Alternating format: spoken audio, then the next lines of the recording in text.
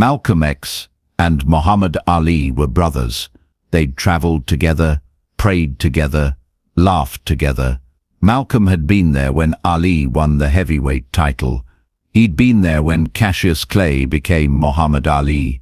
But in February 1965, the Nation of Islam's leadership gave Ali an ultimatum: destroy Malcolm publicly or lose everything.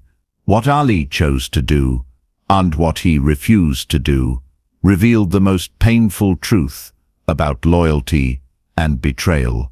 It was March 1964, and Muhammad Ali was on top of the world. He'd just shocked the boxing establishment by defeating Sonny Liston to become the heavyweight champion of the world. But what happened the morning after the fight was even more shocking. Ali held a press conference and announced that he'd joined the Nation of Islam, a religious movement that preached black empowerment and separation from white America. The media went into a frenzy. Sports writers who'd celebrated his victory now called him a traitor. Sponsors pulled their endorsements. His own family pleaded with him to reconsider. But standing beside Ali through all of it was Malcolm X, the Nation of Islam's most famous minister, a brilliant speaker, and Ali's closest friend. Their friendship had begun 2 years earlier, in 1962, when Malcolm first approached the young boxer in Detroit. Ali was still known as Cassius Clay then, and he was fascinated by Malcolm's message of black pride and self-determination. Malcolm saw in the young fighter someone who could become a powerful symbol for the movement. They became inseparable. Malcolm attended Ali's training camps, gave him books on black history, taught him about Islam. They traveled together, ate together, prayed together. Malcolm introduced Ali to Nation of Islam leader Elijah Muhammad, who would give Cassius Clay his new name, Muhammad Ali. When Ali defeated Liston in February 1964, Malcolm was in Miami, sitting ringside, one of the first people to embrace the new champion. In photographs from that night, you can see the joy on both men's faces. These two brothers celebrating not just a boxing victory, but what they believed was a victory for black pride and Muslim identity. But something was already fracturing beneath the surface. Malcolm X had begun to have doubts about Elijah Muhammad and the Nation of Islam. He'd discovered that Elijah Muhammad, whom the nation revered as a prophet, had fathered multiple children with young secretaries, a direct violation of the moral code he preached.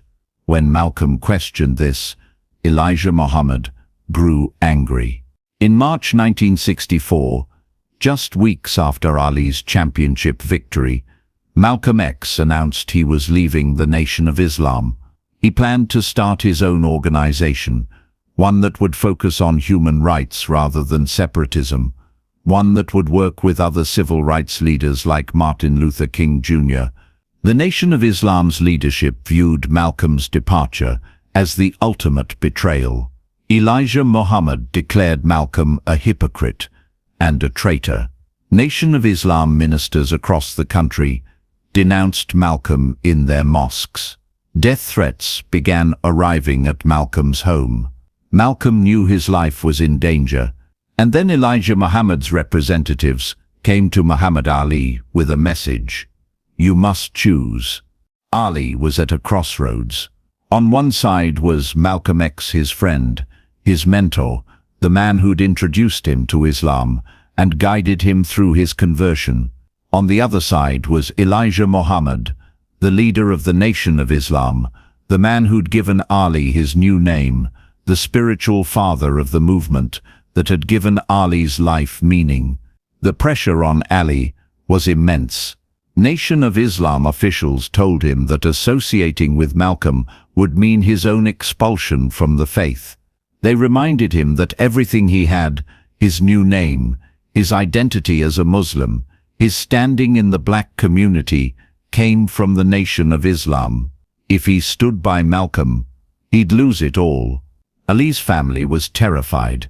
His brother Rahman, also a Nation of Islam member, begged him to distance himself from Malcolm. "They'll kill you too," Rahman warned. "You know what they do to traitors." For weeks, Ali agonized over what to do. Friends who saw him during this period said he barely slept. He'd pray for hours, seeking guidance. He loved Malcolm like a brother, but he also believed that Elijah Muhammad was his spiritual leader, appointed by God. Malcolm reached out to Ali repeatedly, trying to explain his side of the story, hoping to maintain their friendship. But Ali stopped taking his calls. When reporters asked Ali about Malcolm, he gave brief, evasive answers. The silence between the two men grew louder. Then came the moment everyone had been waiting for. In an interview in March 1964, a reporter asked Ali directly, "What do you think about Malcolm X leaving the Nation of Islam?" Ali's response was carefully crafted, clearly coached by Nation of Islam officials. He said that Malcolm was a very good friend of mine, but that I believe in Elijah Muhammad, and I don't want to talk about Malcolm anymore. The Nation of Islam wanted more. They wanted Ali to publicly denounce Malcolm, to call him a hypocrite, to destroy their friendship completely. They gave speeches where they condemned Malcolm in the harshest terms and expected Ali to do the same. But there was a line Ali wouldn't cross. Despite the pressure, despite the threats, despite everything he had to lose, Ali refused to personally attack Malcolm X. He wouldn't call Malcolm a traitor. He wouldn't call him a hypocrite. He wouldn't destroy the man who'd been his teacher and friend. When Nation of Islam officials pushed him to be more forceful in his denunciation, Ali told them, "I've made my choice. I've said, I'm with the Honorable Elijah Muhammad, but I won't destroy Malcolm. I won't call him names. That's not who I am." This refusal came with consequences. Some Nation of Islam leaders viewed Ali's measured response as insufficient loyalty. There were whispers that Ali himself might be in danger if he didn't show more enthusiasm in condemning Malcolm. But Ali held his ground. In public, he maintained distance from Malcolm. In private, he refused to participate in the character assassination that the nation was conducting. It was a painful middle ground that satisfied no one and haunted Ali for the rest of his life. Malcolm X, watching his former friend pull away, was devastated. In private letters and conversations, Malcolm expressed his hurt at Ali's silence. "I'm the one who encouraged him to be himself, to be proud," Malcolm said to a friend, "and now he won't even speak to me." But Malcolm also understood the pressure Ali was under. In his autobiography, dictated in the months before his death, Malcolm wrote about Ali with a mixture of disappointment and compassion. He understood that Ali was young, that he was being manipulated by older, more powerful men. On February 21, 1965, less than a year after their friendship had fractured, Malcolm X was assassinated while giving a speech at the Audubon Ballroom in New York City. 3 Nation of Islam members were later convicted of his murder, though questions about who ordered the killing have never been fully answered. When Ali heard the news of Malcolm's death, friends say he broke down crying. He locked himself in a room and wouldn't come out for hours. The guilt he felt was overwhelming. He wondered if things might have been different if he'd stood by Malcolm, if his voice might have provided some protection, if their friendship might have saved Malcolm's life. For years afterward, Ali rarely spoke publicly about Malcolm X. When reporters asked, he'd change the subject or give brief, uncomfortable answers. The pain of what had happened was too raw, the guilt too heavy. But as the decades passed, and Ali's own relationship with the Nation of Islam evolved, he eventually left the organization in 1975 and embraced mainstream Sunni Islam. He began to speak more openly about his regret. In a 1992 interview, Ali said, "Turning my back on Malcolm was one of the mistakes that I regret most in my life. I wish I'd been able to tell Malcolm I was sorry, that he was right about so many things." In his later years, Ali became friends with Malcolm's daughters. He attended events honoring Malcolm's legacy. He spoke about Malcolm's wisdom and courage. It was Ali's way of trying to make amends for the silence that had defined their final months together. Atala Shabazz, Malcolm X's eldest daughter, said about Ali years later, "I don't blame him for what happened. He was young, caught in an impossible situation. The important thing is that he never truly betrayed my father. He never attacked him, never destroyed him. Even under enormous pressure, he refused to do that. And that refusal, that line he wouldn't cross, shows who Muhammad Ali really was." The story of Ali and Malcolm reveals something profound about the nature of courage and moral complexity. Ali made a choice that disappointed Malcolm and that he regretted for the rest of his life. He chose his religious institution over his friend. He chose what he believed was obedience to God over personal loyalty. But even in making that painful choice, Ali refused to take the final step that was demanded of him. He wouldn't destroy Malcolm. He wouldn't participate in the public humiliation and character assassination. There was a line invisible but real that Ali wouldn't cross, no matter what it cost him. This wasn't the kind of courage that gets celebrated in movies. It wasn't the dramatic stand against the government that Ali would take 2 years later when he refused to fight in Vietnam. It was quieter, more ambiguous, more human. It was the courage to say, "I can only go this far and no further," when everyone around you is demanding more.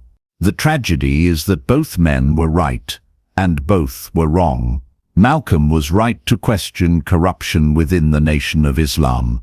Ali was right to be loyal to the faith that had given him identity and purpose. Malcolm was wrong to expect Ali to risk everything to stand with him.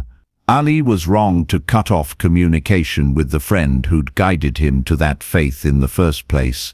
There are no clear heroes and villains in this story, only human beings trapped in an impossible situation, trying to navigate between loyalty and conscience, between friendship and faith, between love and fear.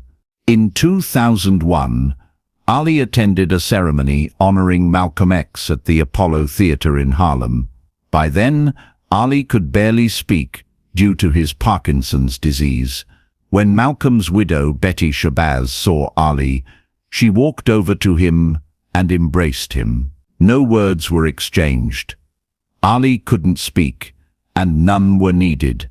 It was a moment of forgiveness, of understanding that they'd all been caught in forces larger than themselves. Ali kept a photograph of himself and Malcolm from 1964, the two of them laughing together, young and full of hope, in his home until the day he died. Friends say he'd look at that photograph sometimes, and his eyes would fill with tears. The lesson of Ali and Malcolm isn't about making the right choice in an impossible situation. It's about the fact that some situations don't have a right choice. It's about the courage it takes to refuse to do the worst thing, even when you can't do the best thing. It's about the pain of betraying a friend for what you believe is a higher cause, and the lifetime of regret that follows. Muhammad Ali refused to destroy Malcolm X. That refusal didn't save their friendship. It didn't save Malcolm's life, but it saved something essential in Ali, a core of decency that remained even when everything else was compromised. Years later, Ali would become famous for standing up to the US government over Vietnam, for risking everything for his principles.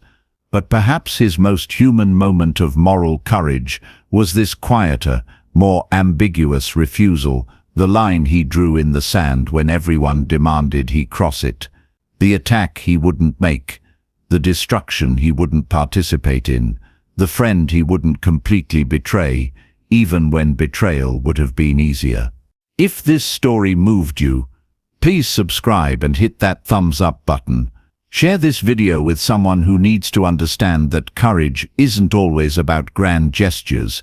Sometimes it's about the small refusals, the lines we won't cross, the humanity we preserve even in our worst moments.